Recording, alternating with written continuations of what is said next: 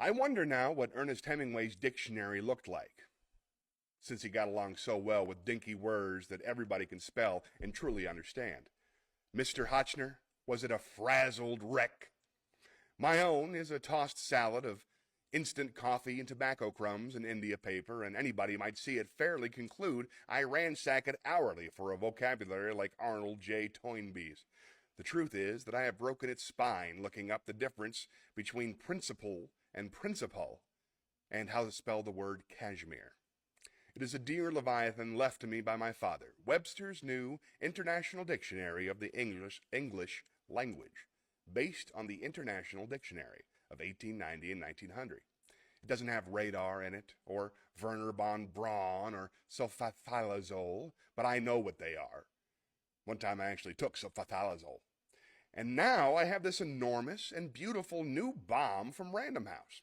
I don't mean bomb in a pejorative sense, or in any dictionary sense for that matter. I mean that the book is heavy and pregnant and makes you think.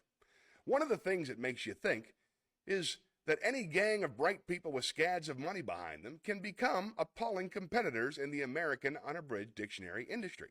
They can make certain that they have all the words the other dictionaries have, then add words which have joined the language since the others were published, and then avoid mistakes that the others have caught particular hell for. Random House has thrown in a color atlas of the world as well, and concise dictionaries of French, Spanish, German, and Italian. And would you look at the price? And lawsy me, Christmas is coming. When Mario Pei reviewed the savagely bopped third revised edition of the Merriam-Webster for the Times in 1961, he complained of the residual prudishness, which saw excluded certain four-letter words, despite their copious appearance in numerous works of contemporaneous literature, as well as on restroom walls. Random House has satisfied this complaint somewhat. They haven't included enough of the words to allow a Pakistani to decode Last Exit to Brooklyn or Ulysses, either. But they have made brave beginnings, dealing wisely, I think, with the alimentary canal. I found only one abrupt verb for sexually congressing a woman, and we surely have Edward Albee to thank for its currency, though he gets no credit for it. The verb is hump, as in hump the hostess. If my emphasis on dirty words so early in this review seems childish, I can only replay that I, as a child, would never have started going through a dictionary unless I suspected that there were dirty words hidden in there, where only grown-ups were supposed to find them. I always ended the searches feeling hot and stuffy inside, and looking at the queer illustrations, at the trammel wheel, the arbalest, and the dugong. Of course, one dictionary is as good as another to most people who use them for spellers and bet settlers and accessories to crossword puzzles and Scrabble games. But some people use them for more than that, or mean to. This was brought home to me only the other evening, whilst I was supping with the novelist and short story writer Richard Yates and Professor Robert Scholes, the famous praiser of John Barth's Giles Goat Boy. Yates asked Scholes, anxiously, it seemed to me, which unabridged dictionary he should buy. He had just gotten a grant for creative writing from the federal government, and the first thing he was going to buy was his entire language between hard covers. He was afraid that he might get a clunker, a word, by the way, not in this Random House job. Scholes replied judiciously that Yates should get the second edition of the Merriam-Webster, which was prescriptive as nearly possible, which was prescriptive rather than descriptive. Prescriptive, as nearly as I could tell, was like an honest cop, and descriptive was like a boozed-up war buddy from Mobile, Alabama.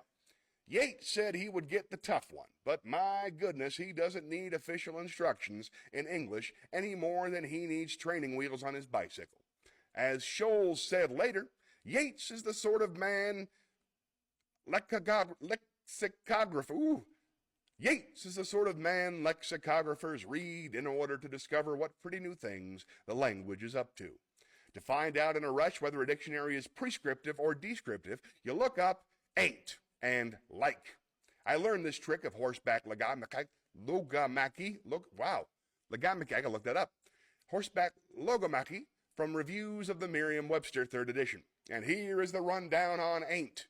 The Merriam-Webster first edition says that it is colloquial or illiterate. The second says it is dialect or illiterate. And the third says that ain't is, though disapproved by many, and more common in less educated speech, used orally by many cultivated speakers, especially in the phrase, ain't I submit that this nation is so uniformly populated by parvenus with the heebie-jeebies that the phrase ain't is heard about as frequently as the mating cry of the heath hen.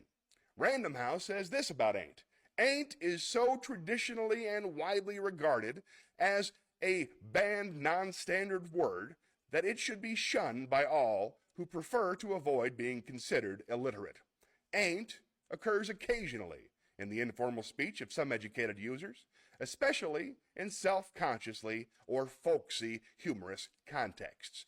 Ain't it the truth? She ain't what she used to be, but it is completely unacceptable in formal writing and speech.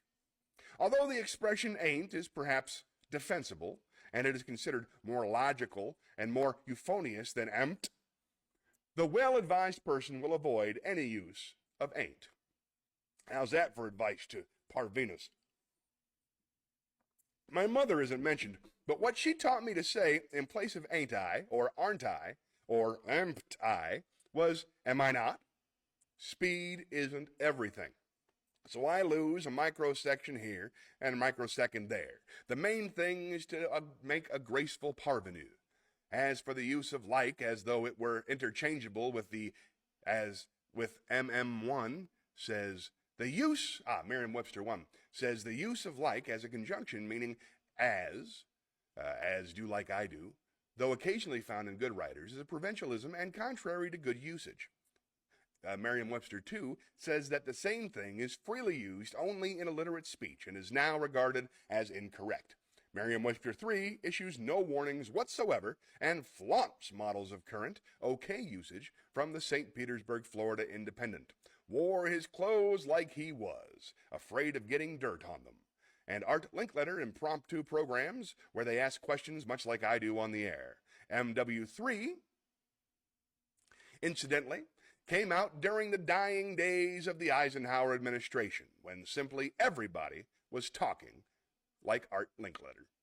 Random House in the catbird seat, since it gets to recite last, declares in 1966 the use of like in place of as is universally condemned by teachers and educators, notwithstanding its wide currency, especially in advertising slogans. Do as I say, not as I do, does not admit of like, instead of as. In an occasional idiomatic phrase, it is somewhat less offensive when substituted for as if. He raced down the street like crazy.